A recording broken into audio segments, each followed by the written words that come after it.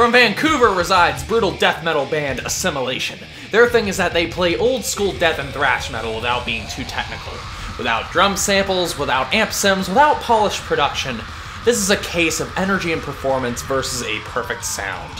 What's captured here is the sound of what can make a great live band. You can hear all kinds of influences. Suffocation, Cannibal Corpse, Ripping Corpse. It sounds like it came right out of 1990. We start the album with Sigil of the False God.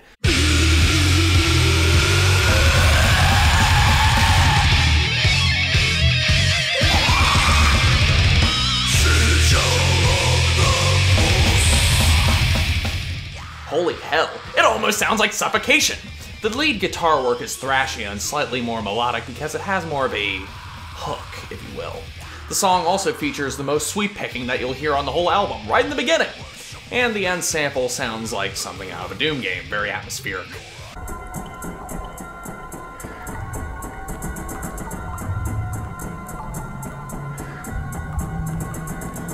Decapitated by Beasts. It has that old school energy and atmosphere of not giving a fuck, kind of like Tomb of the Mutilated. With the title track, there's an acoustic intro that leaves you with no hope. And then...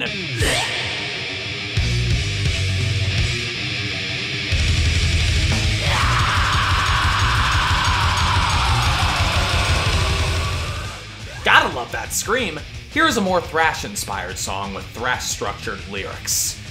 Karmic Future. There's so much going on with the intro, there's a solo right from the beginning. This band doesn't fuck around. It's heavy as fuck 40 seconds in.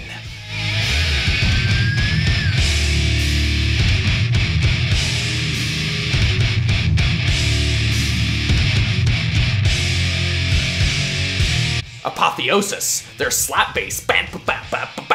I'm enjoying the guitar squeals as well as how the riffs don't all sound the same.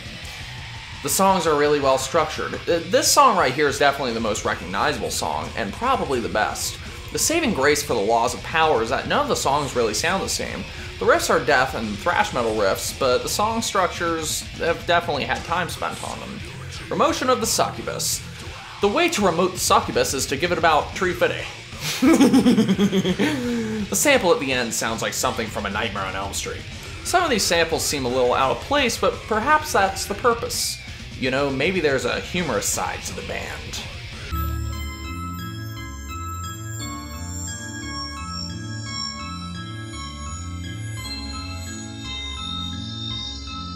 Personal Vendetta. This is what I hold against assholes! Let's mosh, shall we? The 9th song on here, SLD. It's an instrumental fuckfest. Holy shit! This is a hard hitter in all accounts! I gotta say that I really enjoy hearing the sound of the finger sliding on the guitar strings. And you know what SLD stands for? Single Lesbian Dictator. Massive liquidation to your balls! That's a long fucking scream at the beginning of the song.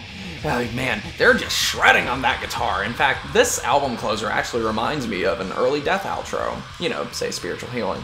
The production sounds akin to Dreaming with the Dead and Effigy of the Forgotten, only it's a bit rougher. I think the vocals could actually do with a bit less reverb so that way they could have a bit more power, but the delivery is damn good. As a vocalist, Jesse Jardine has highs and lows. Pretty good range. Sometimes he reminds me of Corpse Grinder with his scream. Him and Matt Chanway execute guitar attacks that are so skilled and metallic and quick that it's a battering ram to your teeth. Holding the low end down with slap and finger bass is Shiloh Anderson, and what a good job he does, causing my brain to rattle. Then we have the drumming of Stephen Shaw, who shows off when he needs to, but he makes sure that everything's on time. His sound is pretty tight with no slip-ups, and it sounds like the band that's been in the game for a while. And all this together, you've got the impact of a punch to the whisker biscuit. Do yourselves a favor and look into the Laws of Power. You'll be headbanging quite a bit. If you don't do this, then I will make sure that you remain as evidence in the furnace.